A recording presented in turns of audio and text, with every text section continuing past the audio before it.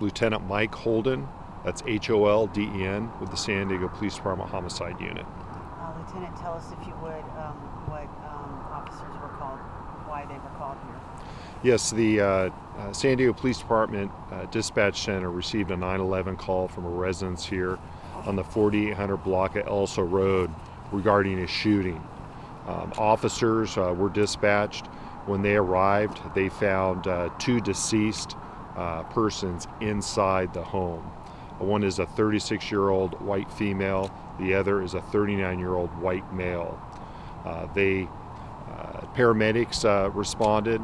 Unfortunately, both were pronounced deceased here at the scene by paramedics. San Diego Police Department Homicide Unit is on scene. We are starting our investigation. Right now, we believe this is a murder, suicide. The victim was the wife of the suspect in this case.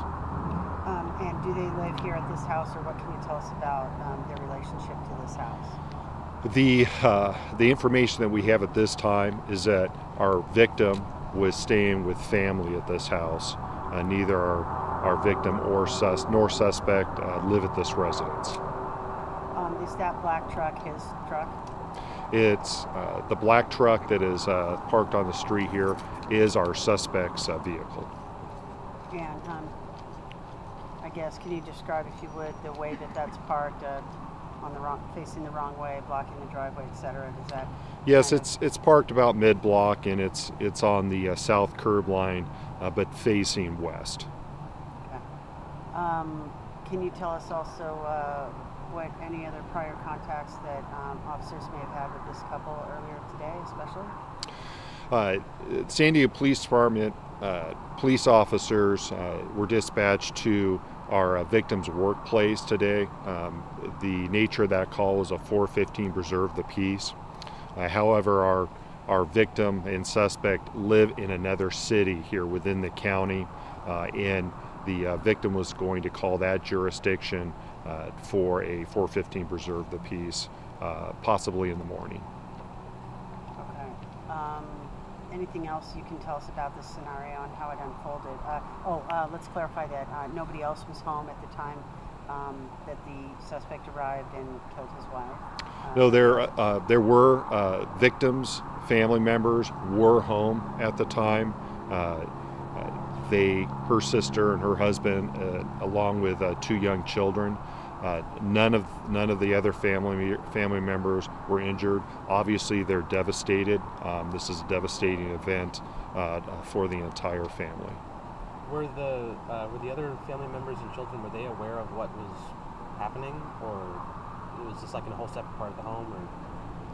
Or? You know, our investigators are speaking with them right now, and I don't have an answer for that. Was there any type of struggle or fight with the suspect as he entered the home, or are you able to elaborate at all on what may have transpired? Our preliminary information is that the suspect arrived, and it happened very quickly inside the house.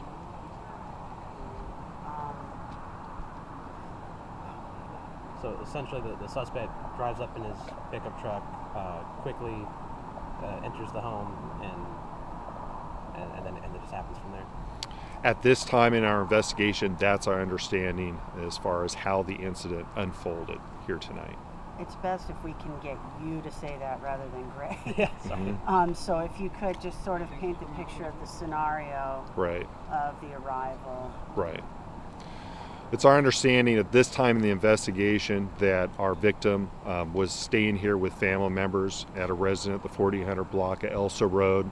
Our suspect arrived at around 10 p.m., parked his vehicle and on the street here facing the wrong way, quickly entered the house, shot his wife, and then shot himself, took his own life.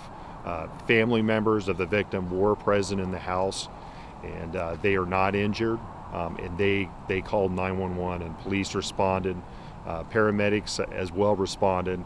Unfortunately, both our victim and our suspect were pronounced deceased here at the scene. And clarifying, just kind of recapping, explain if you would, that it's the sister, the husband, and the two kids that were all home? Yes, our victim's sister and then her husband and their two young children were home at the time of the murder and suicide, yes. Are the victim and her sister twins? I don't know that. Okay. A neighbor told me that, so just wanted to see. Anything else I should?